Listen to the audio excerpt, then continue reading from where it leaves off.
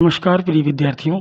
आज दिनांक 17/5/2025 दीनदयाल उपाध्याय गुरु विश्वविद्यालय के अंतर्गत बीए 4th सेमेस्टर भूगोल का जो पेपर हुआ है, जिसका कोड GEO 203 है, उसका आंसर बताने जा रहा हूं।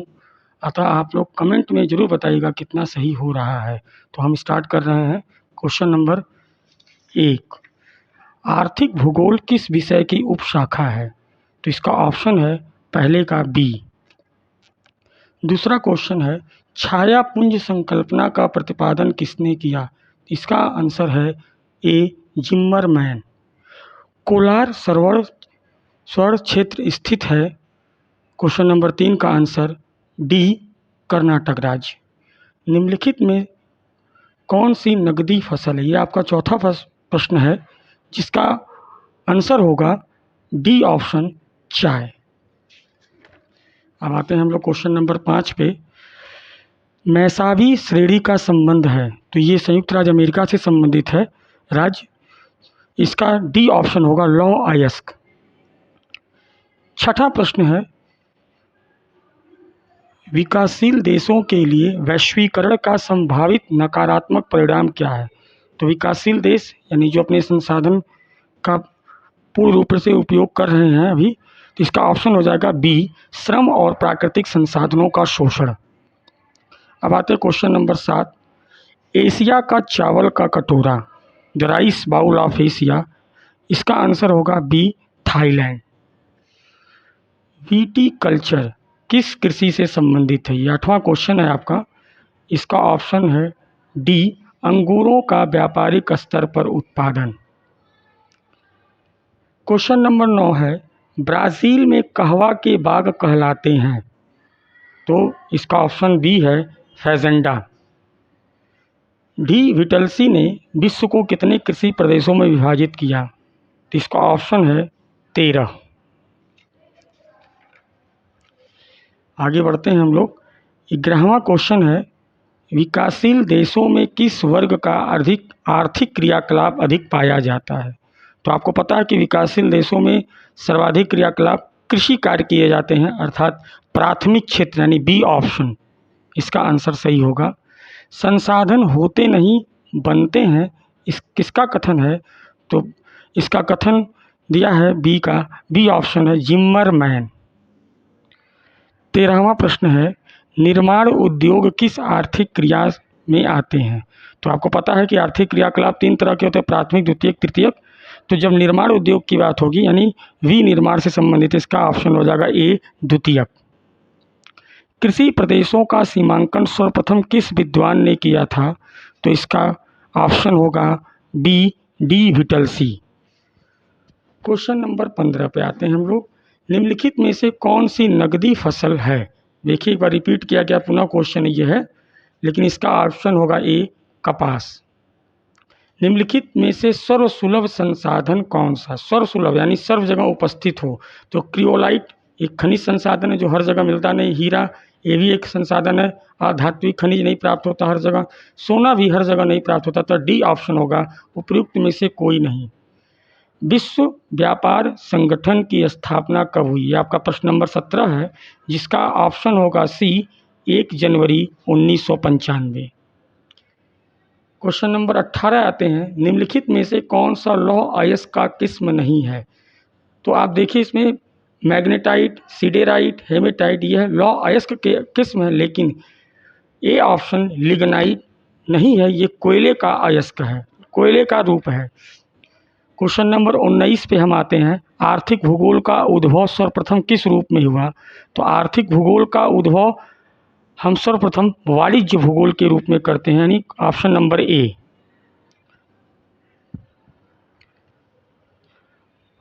क्वेश्चन नंबर 20, मनुष्य का ज्ञान ही सबसे बड़ा संसाधन है, ये किसने लिखा? तो जिम्बरमैन के द्वारा लिखा गया है कि मनुष्य ज्ञान ही सबसे बड़ा संसाधन है। Question number 21, world resources and industries नामक पुस्तक किसके द्वारा लिखी गई? तो यह पुस्तक लिखी गई ऑप्शन ए, जिम्बरमैन के द्वारा।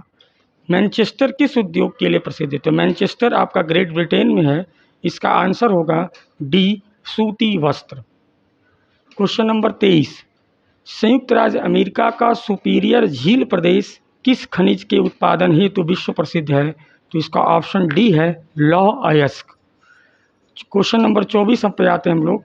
वान थ्यूनेन के अनुसार द्वितीय पेटी में किसका उत्पादन किया जाता है? तो आपको पता है कि इन्होंने 5 भागों में बांटा था, जिसमें दूसरा जो पेटी क्षेत्र है ईंधन के लिए लकड़ी। क्वेश्चन नंबर 25, विकासशील देशों में किस वर्ग का आर्थिक क्रियाकलाप अधिक पाया जाता है? ये सेम क्वेश्चन रिपीट किया गया है। इसका ऑप्शन ही ए होगा, प्राथमिक क्षेत्र। क्वेश्चन नंबर 26 पे आते हैं हम लोग। किसने वैश्विक ग्राम शब्द का प्रयोग किया? तो ये सबसे लेटेस्ट क्वेश्चन है, इसका आंसर होगा सी, मार्शल मैक्लुहान। क्वेश्चन नंबर 27 है, निम्नलिखित में से कौन मुक्त व्यापार समझौते का उदाहरण है? तो सर्वप्रथम मुक्त व्यापार समझौते का उदाहरण देता है नाफ्टा, यानी क्वेश्चन आंसर नंबर बी है, उत्तरी अमेरिका मुक्त व्यापार समझौता। अब आते हैं हम लोग क्वेश्चन नंबर 28 पे। उद्योगों की अवस्थिति के सिद्धांत में व्यवहार परक सिद्धांत किसने प्रस्तुत किया? तो इसका ऑप्शन हो जाएगा D, Allan Pred. Question number 29 है, कृषि भूमि उपयोग का वान थ्यूनेन मॉडल दिया गया। तो इसका ऑप्शन है बी, 1826 ईस्वी में। 30 नंबर के क्वेश्चन पे हम लोग ध्यान देते हैं। एकाकी राज्य संबंधित है। तो एकाकी राज्य का संबंध वान थ्यूनेन के द्वारा है। इन्होंने कृषि स्थानीयकरण सिद्धांत दिया था, तो इन्होंने अपना एकाकी राज्य की संकल्पना दिया। तो डी ऑप्शन हो जाएगा। 31 क्वेश्चन पे आते हैं। विटलसी ने विश्व कृषि प्रदेशों के वर्गीकरण में मुख्य रूप से कितने आधारों को अपनाया? तो इसने विश्व के कृषि प्रदेशों को बांटने के लिए 5 आधार माने हैं, यानी ऑप्शन सी। क्वेश्चन नंबर 32, औद्योगिक अवस्थिति सिद्धांत में अवस्थितिक त्रिभुज का प्रयोग किया गया। तो आपको पता है कि वेबर ने ही अवस्थितिकी त्रिभुज का सिद्धांत प्रयोग किया था, यानी ऑप्शन ए। आइसोडापेन किसने प्रयोग किया? क्वेश्चन नंबर 33 है। तो आपको पता होगा कि आइसोडापेन शब्द का प्रयोग भी वेबर ने ही किया था, यानी option number D. Question number 34, Appalachian पर्वत समूह किस खनिज पदार्थ के संचित भंडार हेतु विश्व प्रसिद्ध है? तो अपलेशियन पर्वत यह आपका संयुक्त राज्य अमेरिका से संबंधित है। इसका ऑप्शन ए हो जाएगा, कोयला।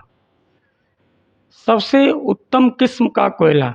तो कोयले के 4 प्रमुख प्रकार हैं, एंथ्रासाइट, बिटुमिन्स, लिग्नाइट, पीट। इसमें सबसे प्रमुख है एंथ्रासाइट कोयला, यानी ऑप्शन डी। क्वेश्चन नंबर 36 पे आते हैं। 2 देशों के मध्य व्यापार लाभप्रद हो सकता है यदि उत्पादों के मूल्य अनुपात हो असमान, यानी ऑप्शन नंबर बी। अब आते क्वेश्चन नंबर 37 पे। भूमि की उर्वरा शक्ति को बनाए रखने के लिए क्रमिक रूप से विभिन्न फसलों का उपयोग उगाया जाना कहलाता है। तो भूमि की उर्वरा शक्ति को बनाए रखने के लिए हम ऑप्शन नंबर सी का प्रयोग करते हैं, फसल चक्र। ये ऑप्शन सी सही हो जाएगा, फसल चक्र, क्रॉप रोटेशन। अब आते हैं क्वेश्चन नंबर 38 पे, जिसमें सूची 1, सूची 2 सुमेलित यानी कूट वाला प्रश्न दिया गया है। एक तरफ मॉडल सिद्धांत, दूसरी तरफ उसके प्रतिपादक हैं। तो जैसा आप देख रहे हैं कि वेबर तंत्र का वर्गीकरण भूमि उपयोग, बीवर का अवस्थिति सिद्धांत,